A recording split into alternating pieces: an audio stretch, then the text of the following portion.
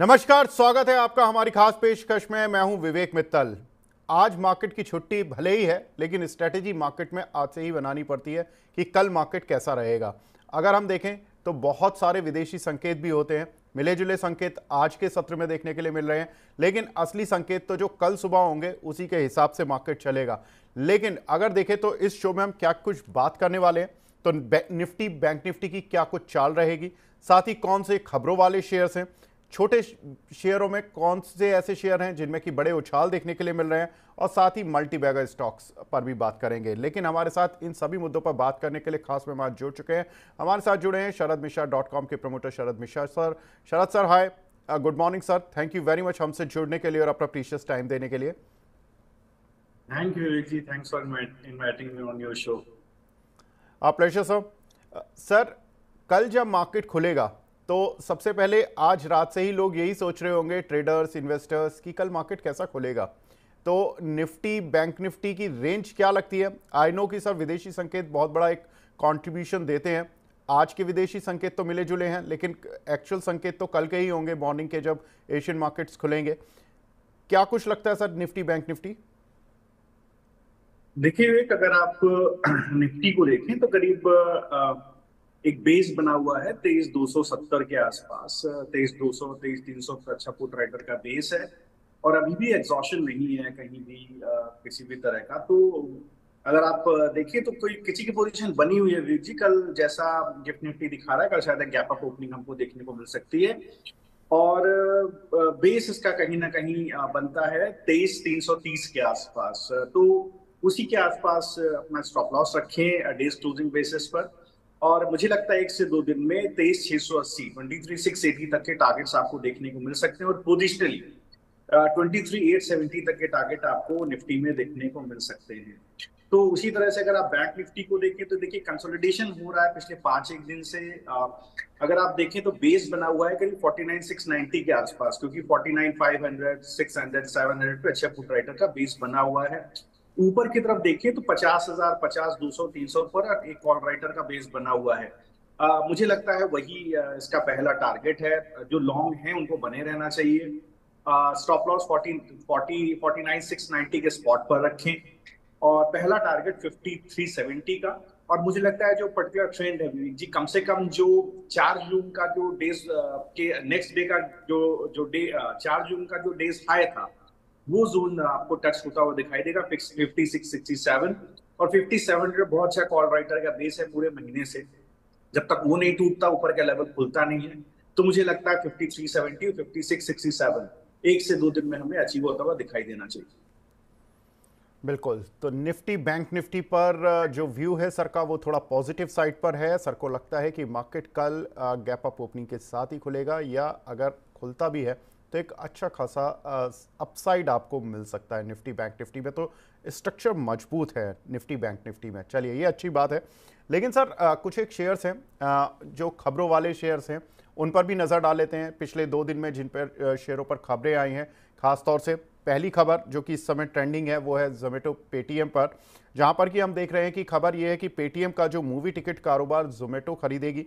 और पेटीएम के अगर इस बिजनेस में देखें तो इसके अलग से उन्होंने रेवेन्यूज और प्रॉफिट्स नहीं बता रखे हैं, लेकिन उनका जो मार्केटिंग सर्विस कारोबार है उसकी टोटल आय करीब 1740 करोड़ रुपए है।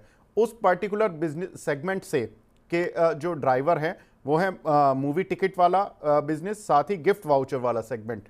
अब अगर ये डील हो जाती है तो पेटीएम अपने ट्रेवल्स, डील, कैशबैक सेगमेंट पर फोकस करेगी। मैं देख रहा था कि सर पेटीएम के टोटल रेवेन्यूज करीब 10,000 करोड़ रुपए के हैं वैसे, और अगर जोमेटो के देखें तो 12,000 करोड़ रुपए के हैं। तो अगर कुल मिलाकर देखें तो ये डील 10,000 करोड़ रुपए में से एक सेगमेंट पेटीएम का अलग हो जाएगा, जो कि करीब करीब वो सेगमेंट 1740 करोड़ रुपए ओवरऑल देता है। उस सेगमेंट का भी कुछ बड़ा पार्ट जोमेटो को चला जाएगा। सर कैसे देख रहे हैं दोनों ही काउंटर्स को चार्ट पर? देखिए विवेक जी, अगर आप पेटीएम को देखें कहीं ना कहीं तो एक सप्लाई जोन बना हुआ है 470 के जोन में। अभी 425 के जोन में ये चल रहा है। मुझे याद, मैं जैसा देख पा रहा हूँ, करीब करीब आप देखें तो फरवरी के बाद फरवरी, मार्च, अप्रैल में पिछले 4 एक महीने से 470 का रेजिस्टेंस बना हुआ है, ये सप्लाई जोन बना हुआ है। मुझे लगता है इसके ऊपर एक छोटा सा मूव आएगा, टेक्निकल मूव आएगा, वो इसको 572 572 के जोन तक खींच करके लेकर के जाएगा। तो अगर कोई पोजीशन लेना चाहे तो स्टॉप लॉस थोड़ा डीप हो जाता है, क्योंकि ये इस पूरे जो कंसोलिडेशन है फरवरी से चल रहा है उसका बेस करीब 310 के आसपास है, तो वही इसका स्टॉप लॉस हो जाता है।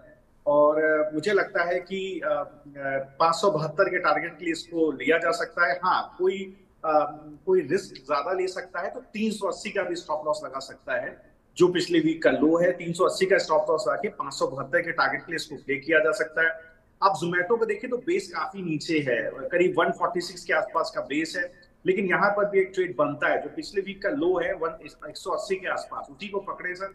मुझे लगता है कि उसका हाई है करीब 206 का, वहां तक ये जाने की पूरी तैयारी कर रहा है। अपना 10 वीक पोजीशन मूविंग एवरेज के ऊपर इसने सस्टेन किया है वीक में, 206 तक बिल्कुल जाने की तैयारी कर रहा है। अगर जोमेटो और पेटीएम में आप कंपैरिजन करें तो कहीं ना कहीं जोमेटो को मैं एक नॉच ऊपर कंसीडर करूंगा यहाँ पर। बिल्कुल। वैसे भी सर पेटीएम जिस अवस्था में अपने बिजनेस को बेच रही है, वो अवस्था बहुत पॉजिटिव नहीं मानी जा रही मार्केट की तरफ से, क्योंकि एक कह रहे हैं कि लोग एम्प्लॉयज़ भी निकाल रहे हैं, बिजनेस भी बेच रहे हैं, तो ये कभी पॉजिटिवली नहीं लिया जाता। लेकिन जोमेटो जो कि एक अच्छा परफॉर्म भी कर रही है, कंपनी में लगातार ग्रोथ आ रही है और वो नए बिजनेस को एक्वायर कर रही है, तो डेफिनेट सी बात है कि यहाँ पर कुछ ना कुछ सेंटीमेंट तो जरूर पॉजिटिव दिख रहे हैं। दूसरी बड़ी खबर की तरफ चलते हैं। हुंडई इंडिया अपना आईपीओ लेकर आ रहा है, डीआरएसपी उन्होंने दाखिल कर दिया है। भारत का सबसे बड़ा आईपीओ होने वाला है ये। अगर देखें तो मारुति के आईपीओ के बाद जो 4 व्हीलर स्पेस है वहाँ पर एक बड़ा आईपीओ ये अब आने वाला है। करीब 20 साल बाद ये आईपीओ होगा जो इंडियन ऑटो इंडस्ट्री से एक इतना बड़ा आईपीओ होगा। अगर हम देखें तो 14.2 करोड़ शेयर का ये ओएफएस बेसिकली है। इसमें हुंडई कोरिया की जो कंपनी है वो अपने 14.2 करोड़ शेयर बेचेगी भारत की आम पब्लिक को, एंकर इन्वेस्टर्स को, बड़े इंस्टीट्यूशनल प्लेयर्स को। अगर हम देखें तो हुंडई की जो मार्केट कैप मानी जा रही है इंडिया में, वो एस्टिमेटेड आ रहे हैं, एस्टिमेशन आ रहे हैं कि करीब 1.5 लाख से 2 लाख करोड़ के बीच में बैठ सकती है। अगर हुंडई कोरिया की टोटल मार्केट कैप देखें तो करीब 4 लाख करोड़ है, 3.9 लाख करोड़ इस समय चल रही है। शरद सर, अगर मैं बात करूं हुंडई के आईपीओ की, तो इसका कुछ रब ऑफ इम्पैक्ट मारुति या जो अन्य ओईएम्स हैं इन पर पड़ता हुआ दिख सकता है?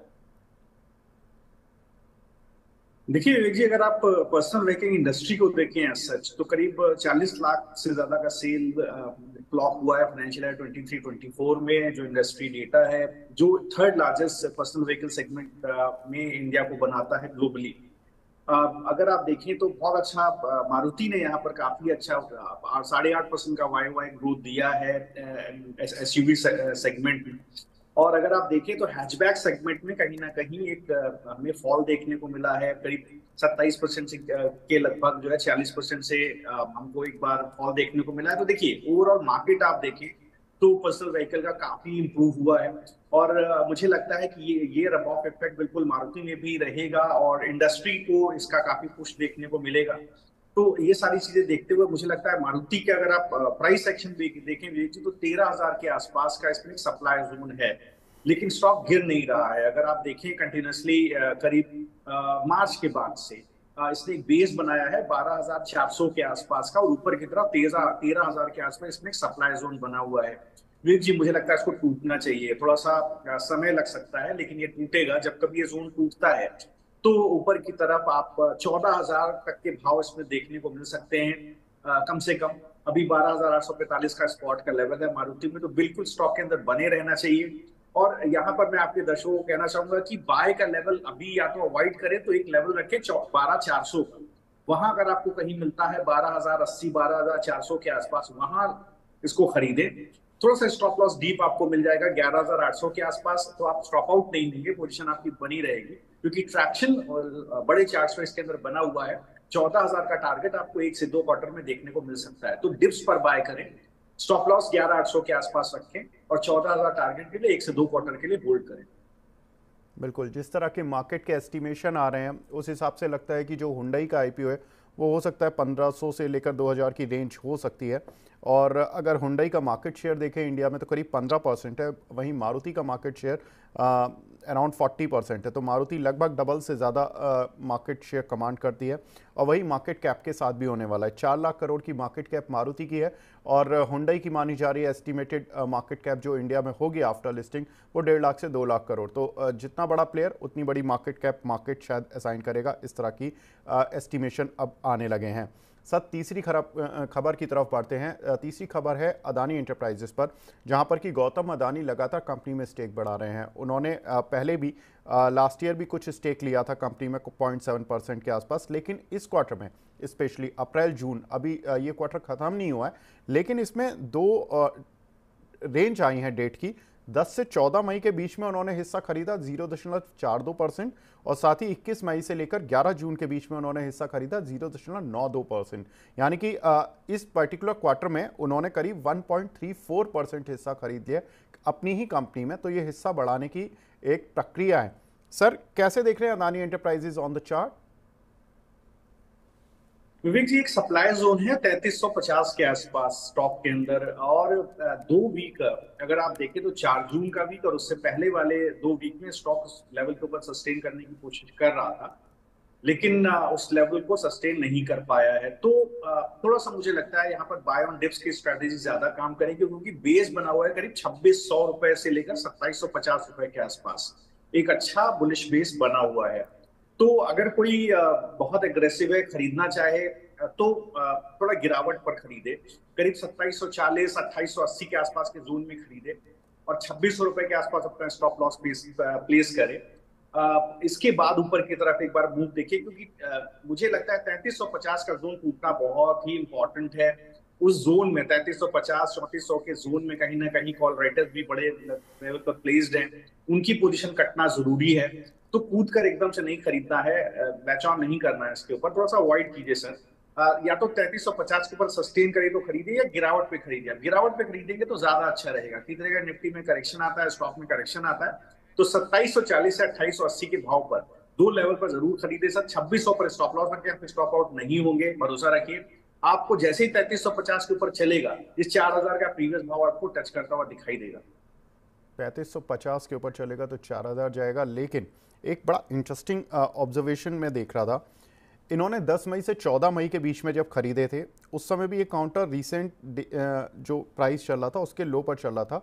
उस समय का लो था 10 मई को ही लो लगा था 2760 रुपये का, और 14 मई तक ये शेयर करीब करीब 3000 रुपये टच कर गया था। यानी कि गौतम अदानी जी ने उस समय पर स्टेक खरीदा जब ये 2700-2800 की रेंज में आता है, और उन्होंने 3000 तक ये स्टेक खरीदा। फिर जो दूसरी डेट आई है 21 मई से लेके 10 जून तक की, उसमें भी इंटरेस्टिंग फैक्ट ये है कि 21 मई से लेके अगर हम देखें तो ये काउंटर 3 जून तक तो बहुत अच्छा चल रहा था, कोई प्रॉब्लम ऐसा सच नहीं दिख रही थी। लेकिन 4 जून को जब मार्केट में एक वाइड सेल ऑफ देखने के लिए मिला था because of the election outcome, उस दिन ये काउंटर फिर 2700 की रेंज पर आया। शरद सर, लगता है कि 2700 की रेंज के नीचे गौतम अदानी शायद इस काउंटर को देखना नहीं चाहते, इसीलिए वो जैसे ही इस रेंज पर आता है वहां पर एक अच्छी सस्टेन्ड बाइंग आती है और इसको 3000 के पार कर देती है। वही जी मैंने आपको बोला, देखिए इसका बेस अगर आप देखें 4 जून का लो था करीब 2600 के आसपास, और वही इसका जोन है। अगर आप देखेंगे तो वहां पर इसका 50 डे भी 50 वीक एक्सपेंशन मूविंग एवरेज भी इसी जोन पे प्लेस्ड है, वो नहीं टूट रहा है कंसिस्टेंटली। तो इसीलिए मैंने स्ट्रेटेजी ये दी कि 2740 से 2880 में आपको मिले, बिल्कुल खरीदें सर। 2600 के बाद स्टॉप लॉस रखें, क्योंकि उसका लो नहीं टूट रहा है, 2600 लो नहीं टूट रहा है। इसके अंदर बड़ा मूव 3350 के ऊपर ही आएगा, आपको 4000 कम से कम लेकर के जाएगा। तो उसके बाद जैसे 3350 के ऊपर है तो सर पकड़ कर खड़े हो जाए, हो सकता है 4000 इसको ऊपर भी चलना शुरू हो जाए, क्योंकि जैसे आपने बोला अगर प्रमोटर बाइंग होती तो छोटे मोटे मूव के लिए नहीं होती है, फिर स्टॉक में एक बड़ा मूव पॉसिबल है। और अगर आप मोमेंटम इंडिकेटर्स पे भी देखें वीकली चार्ट्स पर, तो एक बड़ा मूव बिल्कुल पॉसिबल है सर, अगर ये 4000 के ऊपर चलना शुरू करता है। तो 2740 2880 के जोन में खरीदे, 2600 का स्टॉप लॉस रखें। 3350 के ऊपर चलना शुरू होगा तो बुलिश मूव आएगा, 4000 का पहला टारगेट है। और अगर उस जोन पे कंसोलिडेट करके ऊपर जाए तो सर बेचे नहीं, खड़े रहे, मुझे लगता है ऊपर के टारगेट भी पॉसिबल है। बिल्कुल, तो जहां पर प्रमोटर खरीदने वहां पर ही आपको भी खरीदना है। लगभग रेंज सर ने बता दी है 2740 से 2850 की रेंज, जहां पर कि आपको भी खरीदारी के लिए सोच लेना है कि अगर काउंटर गिरे तो वहां पर लेना ही लेना है। और 3550 पार करता है तो ये 4000 जाएगा, वो एक टेक्निकल ब्रेकआउट है। तो दोनों ही इस सिचुएशन सर ने बता दी हैं कि किस तरह से पेन आउट होने वाली हैं। चलिए अब अगले सेगमेंट की तरफ बढ़ते हैं। अगला सेगमेंट है छोटे शेयर में कहाँ उछाल देखने के लिए मिल रहे हैं, बड़े उछाल देखने के लिए मिल रहे हैं। सर वोडाफोन आइडिया साइज में तो शेयर छोटा लगता है, लेकिन इक्विटी वाइज तो बहुत बड़ा शेयर है। लेकिन इस काउंटर पर मूव लगातार बन रहे हैं और खबरें भी काफ़ी आ रही हैं कि इन्होंने अपने वेंडर्स के पेमेंट के लिए नए शेयर्स जारी किए, जिसके बाद हमने फ्राइडे के सेशन में देखा कि करीब ये काउंटर 4.5% ऊपर बढ़कर बंद हुआ। अब ये खबरें और आ रही हैं कि ये आगे भी कुछ ऐसा ही करने वाले हैं कि अपने वेंडर्स को पेमेंट के लिए कुछ और शेयर्स भी जारी कर सकते हैं। इस तरह की न्यूज़ हैं। दूसरी बड़ी खबर इसके साथ ये चल रही है कि ये जो बैंकर्स के साथ लगातार बातें कर रहे हैं, जिसमें कि इनको 25,000 करोड़ रुपए की फंड रेजिंग करनी है। 18,000 करोड़ रुपए ये आईपीओ से ऑलरेडी जुटा चुके हैं। जो भी कर्ज की पेमेंट आ रही है वो ये नए शेयर जारी करके कर रहे हैं। सर इक्विटी ज़्यादा हैवी हो जाएगी तो शेयर चल पाएगा, या शेयर चल पाएगा जितनी खबरें डेवलप हो रही हैं?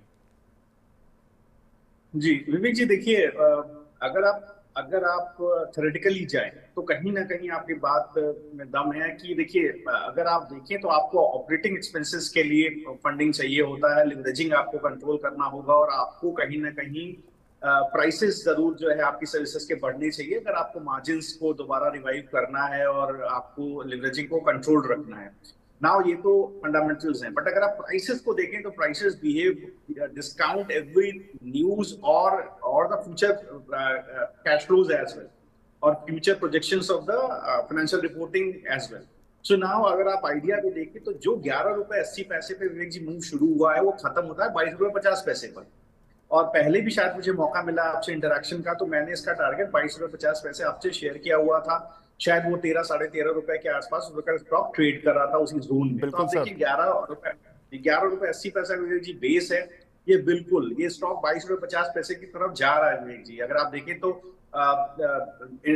इंट्राडे नॉइज रह सकती है, वीटी नॉइज रह सकती है, बट पोजिशनली जो लोग चल रहे हैं 3 से 4 क्वार्टर होल्ड करके कम से कम साल भर का स्टॉक को समय देंगे, आप देखेंगे धीरे धीरे स्टॉक 22 रुपए 50 पैसे की तरफ जाएगा। तो 11.80 से 22.50 आप समझे 100% का मूव है विवेक जी। तो बिल्कुल स्टॉक के अंदर मुझे लगता है बने रहना चाहिए, हर गिरावट पे इसको खरीदना चाहिए। बेस आपका 11, स्टॉप लॉस आपका 11 रुपए 80 पैसे ही है सर, उसके नीचे स्टॉक नहीं जाएगा। तो आपको जितना गिरावट में मिले आप खरीदें। पिछली वीक में भी देखें तो लो करीब 12 रुपए के आसपास का आपको मिला था। तो अब आप देखें तो बहुत अच्छा ट्रैक्शन इसके अंदर बना हुआ है। मुझे लगता है 22 रुपए 50 पैसे के लिए हर गिरावट में खरीदारी करनी चाहिए। मैं आपको लेवल बता देता हूँ कहाँ का आप खरीदारी कर सकते हैं, कौन कौन से लेवल पर गिरावट आ सकती है। 13 रुपए 30 पैसे 14 रुपए 30 पैसे तक आपको गिरावट मिले, बिल्कुल सर खरीदें। अगर आपके पास पैसा है स्टैगर्ड बाइंग करें। अगर अभी भी खरीदना चाहते हैं तो ये दो लेवल 14.30 13.30 लिख लीजिए सर, इस पर भी और खरीदे। 11.80 का स्टॉप लॉस रखिए, 4 क्वार्टर दीजिए सर, ये 22 रुपए 50 पैसे पर आपको देखने को मिलेगा।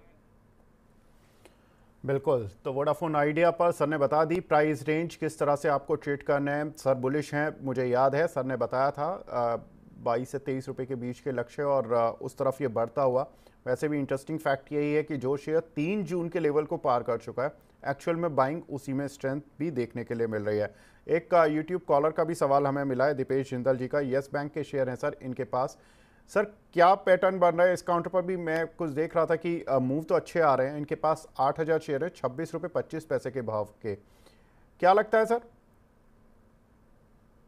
जी देखिए, इसमें आपका 26 रुपए 25 पैसे थोड़ा महंगा है सर, क्योंकि जब मेरे ख्याल से गिरावट हो रही थी जिस दौरान आपने स्टॉक को वहीं पर ही लैच ऑन किया है आपने, आई थिंक।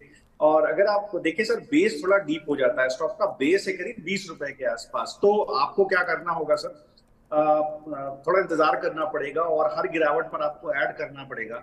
अगर आपके पास पैसा है तो आप 26 रुपए 50 पैसे है तो आप थोड़ा सा नीचे आपको गिरावट अगर 21 रुपए 22 रुपए के आसपास मिलता है, बिल्कुल खरीदे, वही बाय का लेवल रखिए। और उस स्थिति में आप ये मानकर चलें कि 20 रुपए 50 पैसे का जरूर अपना स्टॉप लॉस रखिए, क्योंकि जितना मूव आया है सर जनवरी के बाद पूरे साल, उसका बेस वही है सर 20 रुपए 50 पैसे। वहां पर अपना स्टॉप लॉस रखें। 21 रुपए के आसपास मिले खरीदने के पैसे हों और आपको इस पर्टिकुलर स्टॉक में खरीदने के पैसे। देखिए बहुत अच्छे स्टॉक आपको विवेक जी शेयर करते हैं, लगातार आपको देखने को मिलते हैं, वहां पर आप पैसे डाल सकते हैं। लेकिन अगर आपको यस बैंक में ही पोजीशन बनाकर रखनी है, कहीं ना कहीं आपने फंडामेंटल स्टडी किया हुआ है, तो सर आप जरूर इसको खरीदें। 21 रुपए पर आपको दोबारा खरीदना पड़ेगा, लेकिन बड़ा मूव कब आएगा?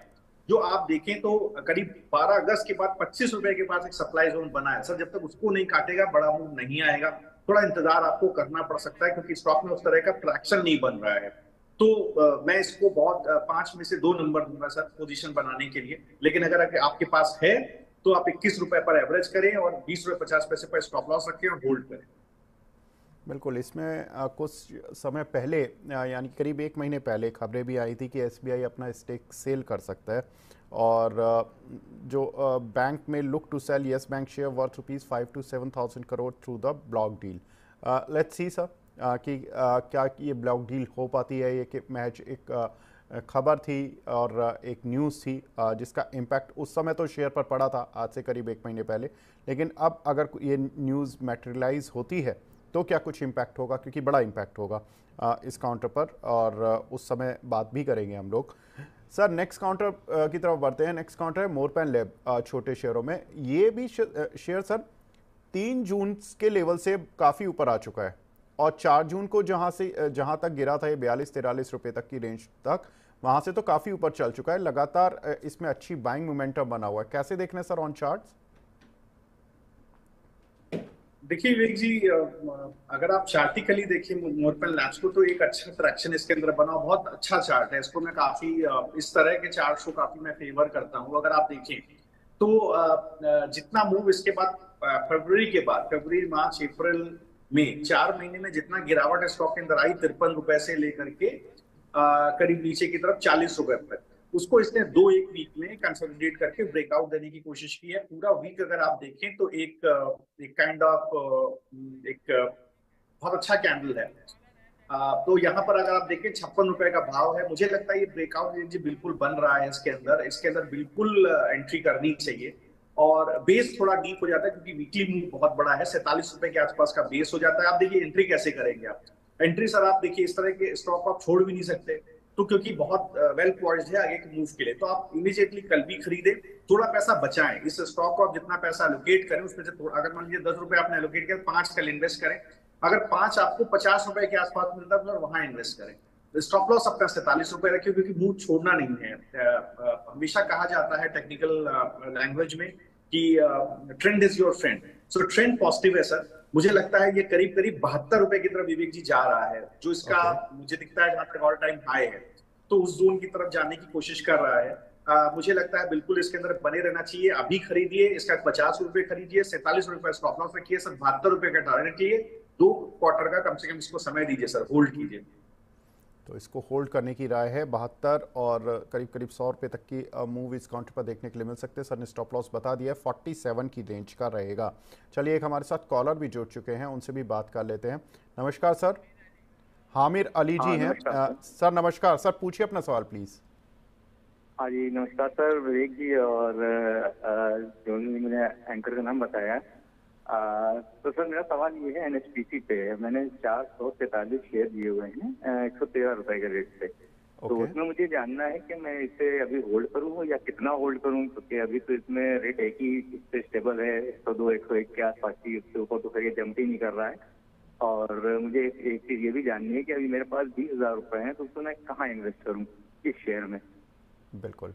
आमिर जी, माफ़ कीजिएगा आपका नाम मेरे मुंह से गलत प्रोनाउंस हुआ, लेकिन आमिर जी हैं हमारे साथ। आमिर जी के 2 सवाल हैं सर। एक एनएचपीसी पर 443 शेयर्स हैं इनके पास 113 रुपये के भाव के, और दूसरा इनके पास 20,000 रुपये हैं और ये उसको इन्वेस्ट भी करना चाहते हैं। सर कुछ बताएं। जी देखिए, अगर आप एनएचपीसी को देखें, ट्रेंड देखिए पॉजिटिव है, ट्रेंड में कोई प्रॉब्लम नहीं है, बट बेस बहुत डीप है। आपने 114 रुपए के 113 रुपए के आसपास खरीदा है, वो वही जोन है सर जहां पर अभी सप्लाई जोन इसके अंदर बना हुआ है स्टॉक के अंदर। तो थोड़ा आपको पेन हो सकता है यहाँ पर। आपका बेस कहाँ शिफ्ट हो गया सर? बेस स्टॉक का शिफ्ट हो गया 90 रुपए के आसपास। अभी 102 रुपए के स्पॉट का स्पॉट है, लेकिन अब चूंकि आपके पास है तो आप बिल्कुल बने रहे सर। वही 90 रुपए के आसपास अपना स्टॉप लॉस रखें। और मुझे लगता है कि इसमें बड़ा मूव तभी आएगा जब आपके भाव के ऊपर चलना शुरू होगा। जहां आपने खरीदा है तो 14 रुपए के आसपास, तभी एक बड़ा मूव आएगा। ट्रेंड अभी भी पॉजिटिव है, उसके ऊपर चलना शुरू करेगा तो आपको 140 रुपए तक आप मत काटिएगा पोजीशन, कम से कम आपको 140 रुपए तक देखने को मिलेंगे। बट 90 रुपए को मुझे लगता है सर एक स्ट्रिक्ट स्टॉप लॉस आपको रखना चाहिए। जिस वीक में भी आप फ्राइडे को उठा के देखें, बाजार क्लोज हो फ्राइडे को, और आपका भाव 90 रुपए के नीचे दिख रहा हो सर, तभी आप इस पोजीशन को काटें, अदरवाइज होल्ड करें। बिल्कुल। और जी, जहां तक दूसरे स्टॉक की बात है, सर 20,000 रुपये हैं सर, स्टॉक आपको बताना है। जी, तो विवेक जी एक स्टॉक है जेके पेपर। तो जी। अगर आप जेके पेपर को देखिए विवेक जी, तो मुझे लगता है यहाँ पर एक पोजीशन जरूर बनानी चाहिए। अगर आप देखेंगे तो बेसिकली ऑपरेटिंग मार्जिन कम से कम वाई वाई बेसिस पे देखेंगे तो 7% ड्रॉप हुआ है फाइनेंशियल ईयर 24 में, क्योंकि इनका जो पैकेजिंग बोर्ड का बिजनेस है, मेजर मेजर रेवेन्यूज वहीं से आते हैं, उसमें कहीं ना कहीं प्राइस ड्रॉप देखने को मिला था। और अगर आप देखें तो इनपुट कॉस्ट भी काफी हाई रही है फाइनेंशियल ईयर 24 में, जिसकी वजह से ऑपरेटिंग मार्जिन में हमें एक फॉल देखने को मिला है। बट अभी लगता है कि स्टॉक के अंदर सब कुछ नेगेटिव प्राइस्ड इन हो गया है। अगर आप देखें तो करीब अगस्त 22 से जनवरी 24 का जो सप्लाई जोन है 440, उसके ऊपर स्टॉक ने एक ब्रेकआउट दिया है।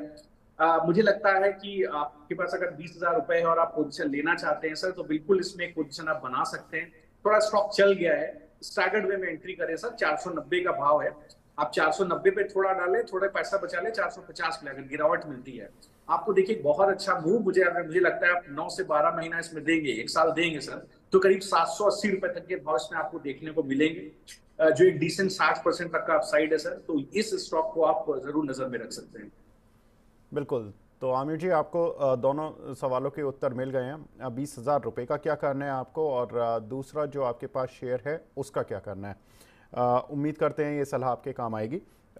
नेक्स्ट जो सर शेयर है वो है प्राइम फोकस। इस काउंटर पर हमने फ्राइडे के सत्र में एक अच्छा मूव आते हुए देखा, लेकिन मैं इस कंपनी को देख रहा था सर, रेवेन्यूज़ तो ठीक है लेकिन कंपनी लॉस मेकिंग है। क्या ये मूव जस्टिफाइबल है? जी विवेक जी, देखिए अगर मैं देखूंगा विवेक जी, अभी नहीं इसके अंदर मूव कुछ बनता है, बहुत चॉपी है प्राइस एक्शन। इस तरह के चॉपी प्राइस एक्शन को यूजुअली अवॉइड करना चाहिए। 104 रुपए का भाव है, आप देखें तो कहीं ना कहीं 113 रुपए 121 रुपए पे जबरदस्त सप्लाई है स्टॉक के अंदर, तो कोई ट्रेड बनता नहीं है विवेक जी। मुझे नहीं लगता कि इसको किसी भी तरह से कैरी करना चाहिए या नई पोजीशन बनानी चाहिए। जहां तक आपने फाइनेंशियल्स डिस्कस किए, हाँ सही बात है आपकी, तो कहीं ना कहीं लॉस मेकिंग है, तो इस कंपनी को कहीं ना कहीं अवॉइड करना चाहिए जी। मुझे नहीं लगता कि इसमें कोई पोजीशन बनाना भी चाहिए। बिल्कुल। तो जो काउंटर्स में मूव हैं, हर मूव में नहीं घुसना है, हर काउंटर पर भी नहीं एंटर करना है, क्योंकि जो कंपनियां लॉस मेकिंग हैं या जिन काउंटर पर मूव अच्छे आ रहे हैं उनकी तरफ अट्रैक्शन होना जाहिर है, लेकिन ज़रूरी नहीं कि वो फंडामेंटली भी ठीक हों। नेक्स्ट काउंटर की तरफ बढ़ते हैं। नेक्स्ट काउंटर है KM sugar. Sir sugar sector में हमने देखा भी था कि लास्ट वीक एक अच्छी रैली देखने के लिए मिली थी। कारण ये भी था कि ऑयल मिनिस्टर का स्टेटमेंट आया कि इथेनॉल की जो ब्लेंडिंग है वो 15% इंडिया ने अचीव कर ली है और 20% नेक्स्ट ईयर तक हो जाएगी।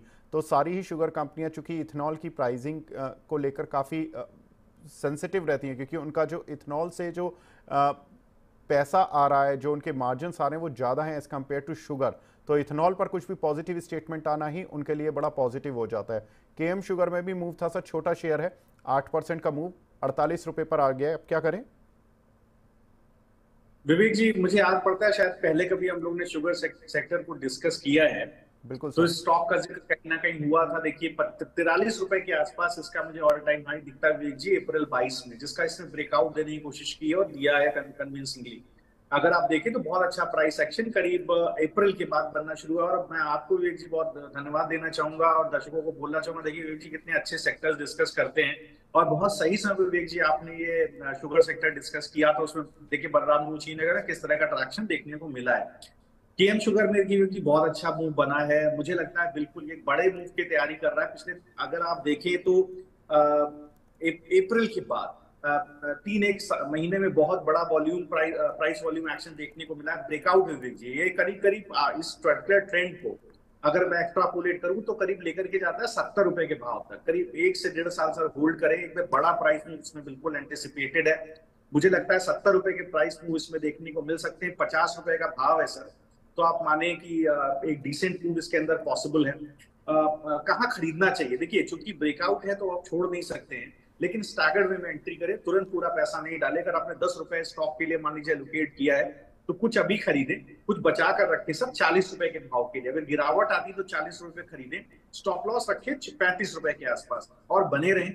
मुझे लगता है कि साल भर का समय दें सर, करीब 4 से 5 क्वार्टर दें, 70 रुपए का उसमें खुलेंगे सर।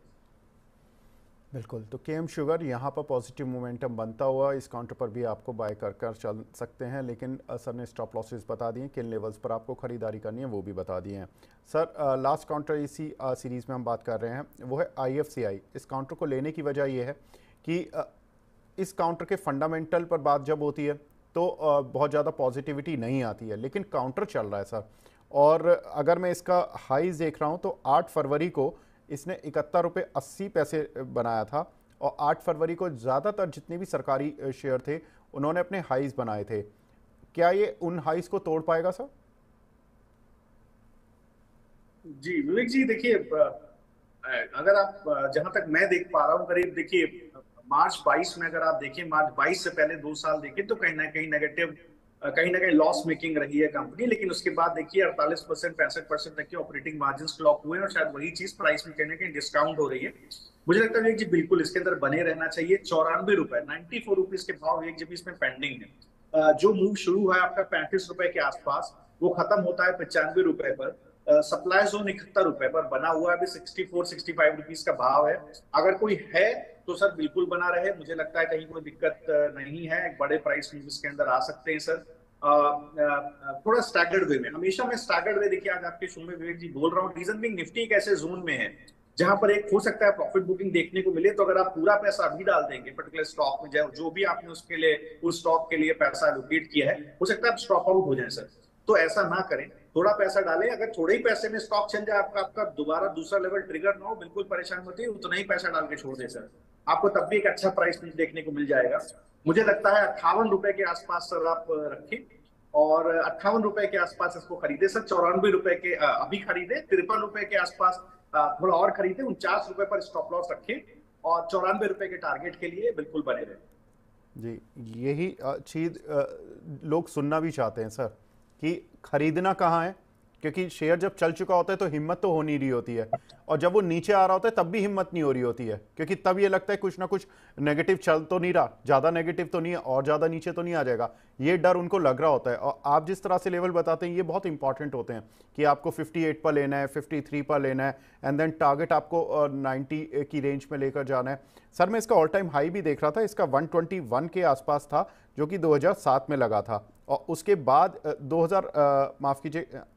2007 में बिल्कुल लगा था सर इसका, और उसके बाद इस काउंटर में वहाँ से तेज गिरावट देखी हमने, और कितने सालों तक देखी है, इतिहास गवाह है। सर ऐसा फंसने वाला मूव तो नहीं है इस काउंटर पर? नहीं विवेक जी, अगर आप मंथली चार्ट्स को भी देखें, मंथली प्राइस एक्शन देखें, कहीं एग्जॉशन नहीं है अभी स्टॉक के अंदर। मुझे लगता है कि जिस तरह के मार्जिन पिछले 2 साल में क्लॉक हुए हैं, बाजार उसको डिस्काउंट ही नहीं कर रहा है। आने वाले समय में भी बहुत अच्छा ऑपरेशनल परफॉर्मेंस बाजार डिस्काउंट कर रहा है। तो काफी इस तरह के स्टॉक्स देखिए काफी हाई मल्टीपल्स पर ट्रेड करते हैं, और वो चीज हमको देखने को मिल रही है। मुझे नहीं लगता फंसाने वाला मूव है। इसका बेस ही भी 50 रुपए के आसपास है, पिछले 2 महीने का बेस देखे तो वही 50 रुपए के आसपास है। तो मुझे नहीं लगता, देखिए थोड़ा सा तो अगर आप भागते हुए स्टॉक को पकड़ेंगे तो सर, तो आपको लेवल्स का बहुत ध्यान देना पड़ेगा, वरना आप स्टॉप आउट होंगे, स्टॉक तो अपनी गति चलता रहेगा। तो इसलिए देखिए आप वही 50 रुपए के आसपास सर बेस अपना बना करके रखिए, स्टैगर्ड एंट्री कीजिए। जो प्राइसेस आपको दिए हैं, मुझे लगता है 95 तक के भाव तो पहले आपको देखने को मिल ही जाएंगे इसके अंदर। जी शरद सर, बहुत सारी बातें हो गई, आधा घंटा हो गया, लेकिन बहुत सारे दर्शक ये भी सुनना चाहते हैं कि जब एक एनालिस्ट सुबह उठते हैं तो वो कौन सी ऐसी 3 चीज़ें पढ़ते हैं जिसके बाद वो ट्रेड पर आते हैं। आप क्या पढ़ते हैं सर? विवेक जी देखिए, ये जहां तक पढ़ने की बात है, स्टडीज हमेशा कंटिन्यूअस होती है नेचर में। दे आर वो अगर आप देखें तो एग्जॉस्टिव नहीं होती हैं।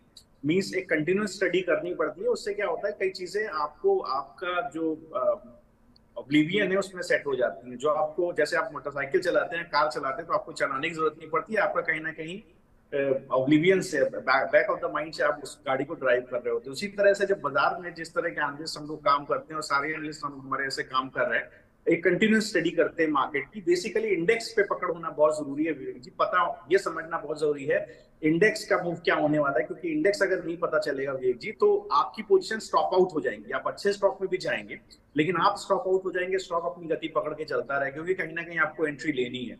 तो ये सब चीजें बहुत जरूरी थी। इसके लिए ग्लोबल मार्केट, डोमेस्टिक मार्केट पे पकड़ होनी चाहिए।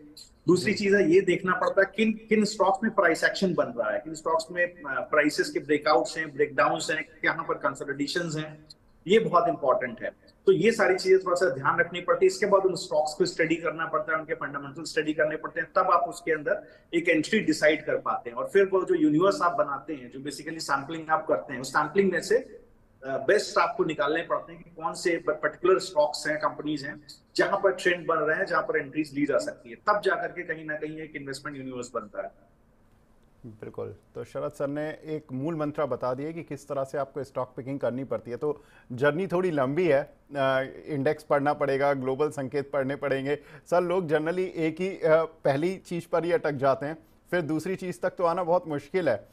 कुछ ऐसा बता दीजिए जो एक आम निवेशक जो पूरे दिन नौकरी करता है, काम करता है, थोड़ा सा स्टॉक मार्केट से कमाना चाहता है, ऐसा 1 घंटा आधा घंटे क्या पढ़े कि उसको थोड़ी सी जिंदगी में ईज हो जाए एंड उसके जो इन्वेस्टमेंट डिसीजन हैं वो इतने खराब नहीं हो।